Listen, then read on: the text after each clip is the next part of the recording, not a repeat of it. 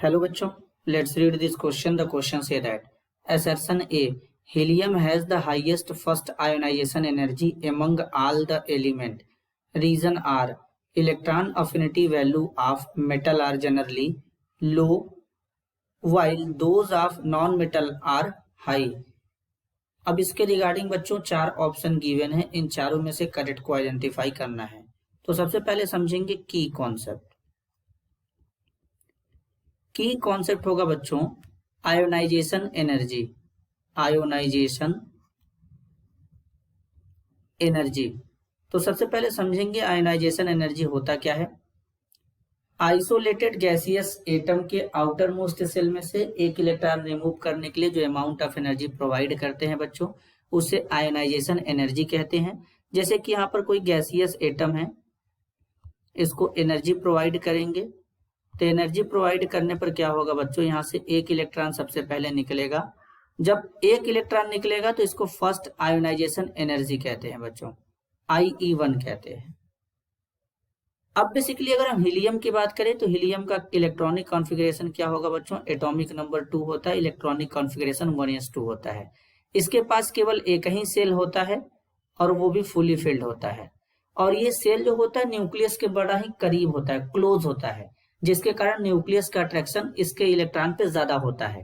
तो इसलिए बच्चों इस हीलियम का जो आयोनाइजेशन एनर्जी होता है वो पूरे एलिमेंट में सबसे ज्यादा होता है, पूरे पीरियोडिक टेबल में सबसे ज्यादा होता है। इसके पीछे का रीजन यही है कि एक ही सेल होता है, न्यूक्लियस के बड़ा ही क्लोज होता है, तो यहाँ से इजिली इलेक्ट्रॉन को रिमूव नहीं करा सकते हैं और फुली फिल्ड होता है।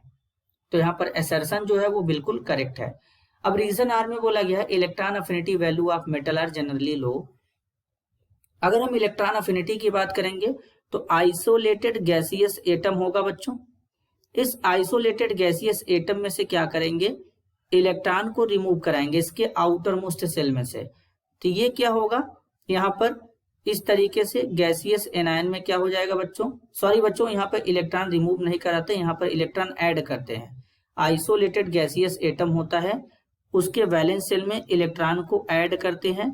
तो इलेक्ट्रॉन को ऐड करने पर क्या होगा, जो अमाउंट ऑफ एनर्जी रिलीज होगा उसे क्या कहते हैं बच्चों, इलेक्ट्रॉन गेन एंथैल्पी कहते हैं। कि इलेक्ट्रॉन को गेन करने पर जो एंथैल्पी यानी एनर्जी रिलीज होता है, तो यहाँ पर ये क्या हो जाएगा बच्चों, एनर्जी निकलेगा यहाँ पे इस तरीके से। तो अब अगर हम बात करें तो जो इलेक्ट्रॉन गेन एंथैल्पी का वैल्यू होता है वो मेटल के लिए क्यों लो होता है।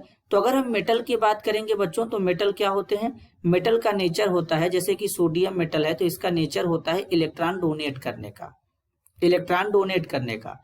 तो मेटल बेसिकली इलेक्ट्रॉन डोनेट करते हैं, ये इलेक्ट्रॉन को गेन नहीं करते हैं, तो इसलिए इनके लिए जो वैल्यू होता है इलेक्ट्रॉन गेन एंथैल्पी का वो लो होता है, क्योंकि इनका नेचर तो होता है इलेक्ट्रॉन डोनेट करने का, ये इलेक्ट्रॉन को गेन ही नहीं करते हैं तो इसलिए लो होगा। जबकि नॉन मेटल के केस में हाई होगा, क्योंकि नॉन मेटल का नेचर होता है क्या, इलेक्ट्रॉन को गेन करने का। तो नॉन मेटल इलेक्ट्रॉन को गेन करते हैं, जैसे कि फॉर एग्जाम्पल ऑक्सीजन है, ऑक्सीजन 2 इलेक्ट्रॉन गेन करेगा तो ऑक्सीजन के ऊपर क्या आ जाएगा, 2 का नेगेटिव चार्ज आएगा। तो इसके लिए जो हमारा क्या होगा, हाई होगा इलेक्ट्रॉन अफिनिटी का वैल्यू बच्चों।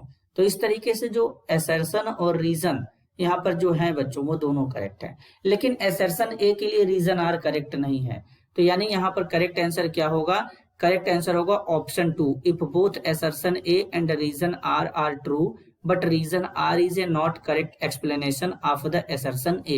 This is your answer. I hope you understood it well. All the best.